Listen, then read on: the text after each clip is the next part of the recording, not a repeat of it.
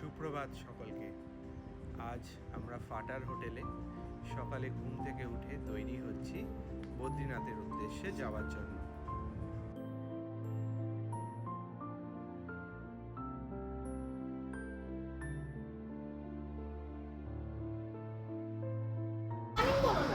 Good morning friends, a brand new morning from ফাটা। আজ 17ই October. আজকে আমাদের ফাটা থেকে বদ্রীনাথের যাত্রার উদ্দেশ্যে আমরা রওনা হব।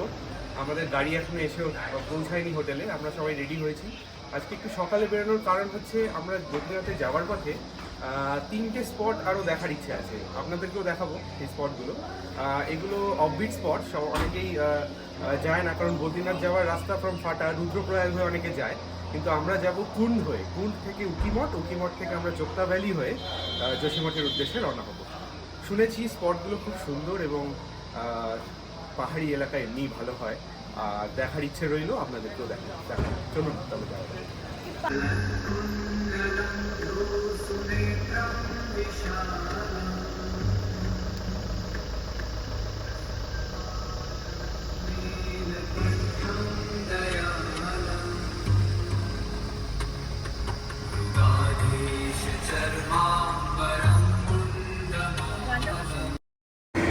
পাহাড়ি পথের সৌন্দর্য দেখতে দেখতে মনটা জুড়িয়ে গেছিল।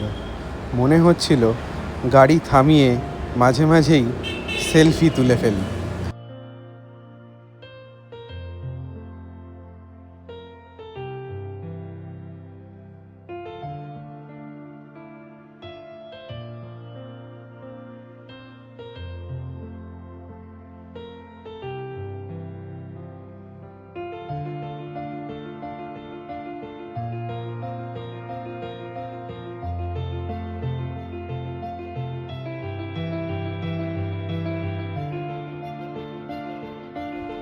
রাস্তায় চলার পথে প্রথম দর্শনীয় স্থানে আমরা এসে উপস্থিত হয়েছি। এটি উকিমঠের ওঙ্কারেশ্বর মন্দির। এই মন্দিরে কেদারনাথের মন্দির এবং বদ্রীনাথের মন্দির উভয়ই একই সাথে প্রতিস্থাপিত হয়েছে।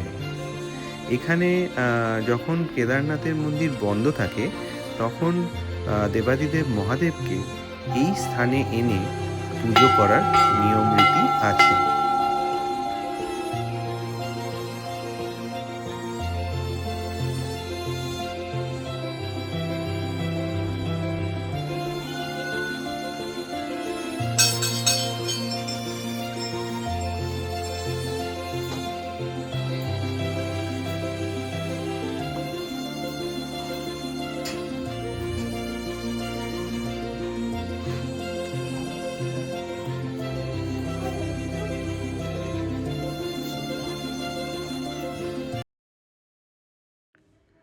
উকিমঠের ওঙ্কারেশ্বর মন্দির দর্শন করে আমরা এগিয়ে চললাম আমাদের গন্তব্য যোশীমঠের উদ্দেশ্যে।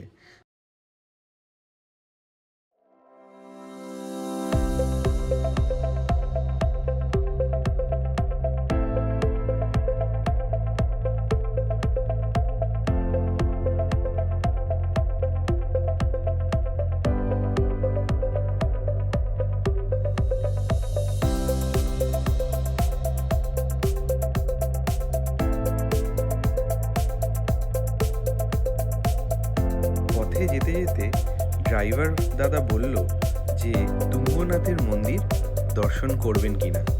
আমরা এত দূর এসেছি যখন এই সুযোগ হাতছাড়া হতে দিলাম না। জানি তুঙ্গনাথের মন্দির 8 কিলোমিটার অনলি ট্রেকিং করেই আমাদের দর্শন করতে হবে।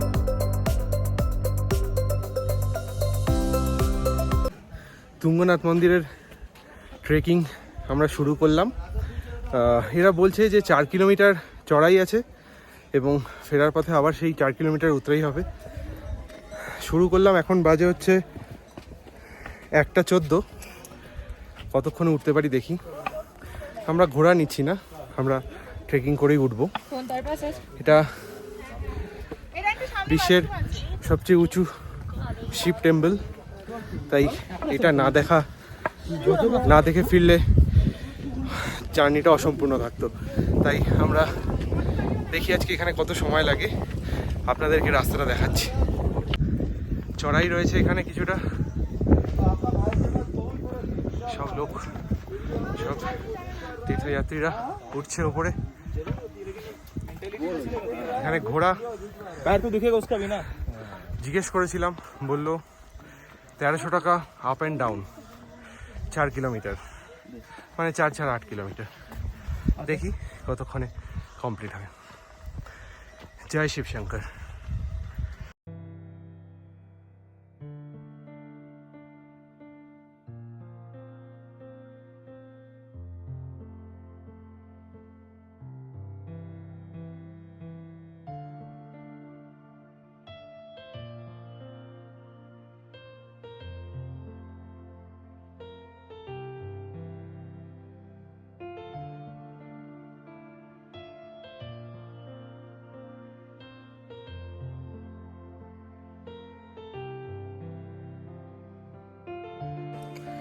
প্রায় 3 কিলোমিটার মতো আমরা ট্রেক করে উঠে পড়েছি তুঙ্গনাথ মন্দিরের উদ্দেশ্যে।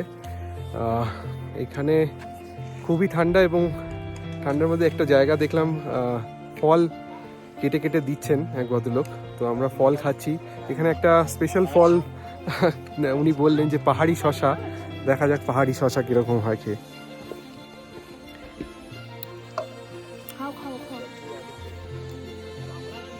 কেমন গো?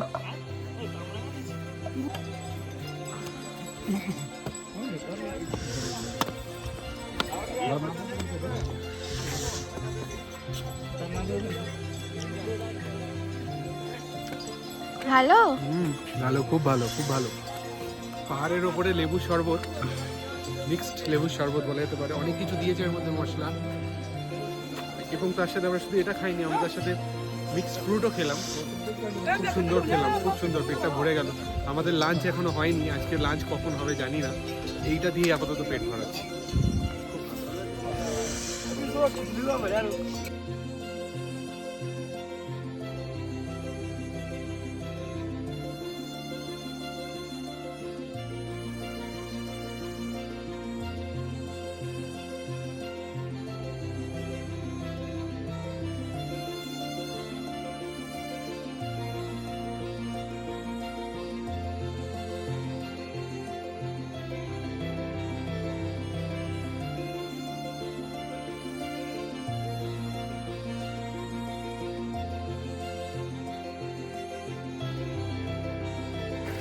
দুপুর 2:30 বাজে, আমরা হেঁটে চলে এসেছি খুব কাছাকাছি।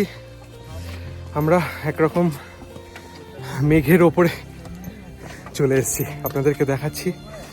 কথা বলতে পারছি না, অক্সিজেন লেভেল খুব কম, প্রচণ্ড ঠান্ডা। একটু কষ্ট না করলে হয়তো ভোলে বাবার দর্শন হয় না। তাই কেদারনাথে আমরা খুব বেশি কষ্ট করতে হয়নি, কারণ আমাদের হেলিকপ্টার ছিল। তুঙ্গনাথ ট্রেক করেই উঠলাম। এও এক দারুণ অভিজ্ঞতা লাইফের। আমি দেখাচ্ছি আমরা কতটা উপরে এসে গেছি। কিচ্ছু দেখা যাচ্ছে না, চারিদিকে কুয়াশা, মেঘ।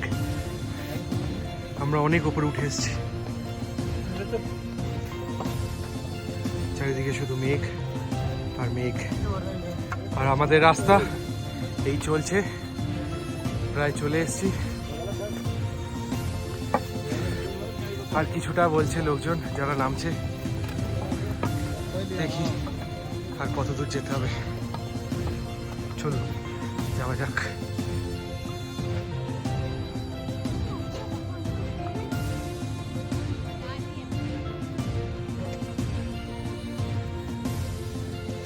ওই দূরে আমাদের যেতে হবে।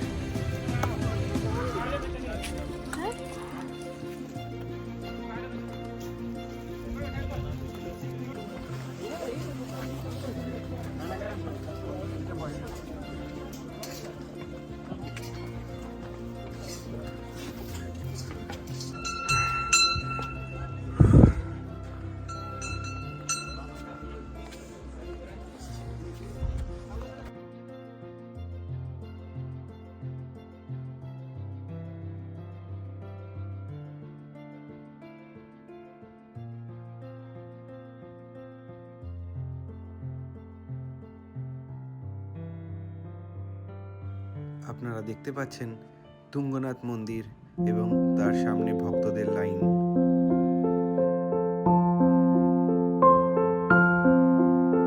সেদিন মন্দির থেকে নামতে আমাদের প্রায় সন্ধে হয়ে গেছিল এবং নেমে আমরা গাড়ি করে যোশীমঠের উদ্দেশ্যে যাওয়ার পথে একটা জায়গায় রাতে হল্ট করতে হয়েছিল, কারণ অনেকটাই রাত হয়ে গেছিল। পাহাড়ি রাস্তায় ড্রাইভার দাদা বললেন যে আর গাড়ি চালানো যাবে না। এর পরবর্তী পর্বে আমরা যোশীমঠ এবং বদ্রীনাথের ভিডিও আপনাদের জন্য আনব। আমাদের এই কেদারনাথ বদ্রীনাথ সিরিজের ভিডিওগুলি পছন্দ হলে অবশ্যই লাইক, শেয়ার অ্যান্ড সাবস্ক্রাইব করে দেবেন। সকলে ভালো থাকবেন,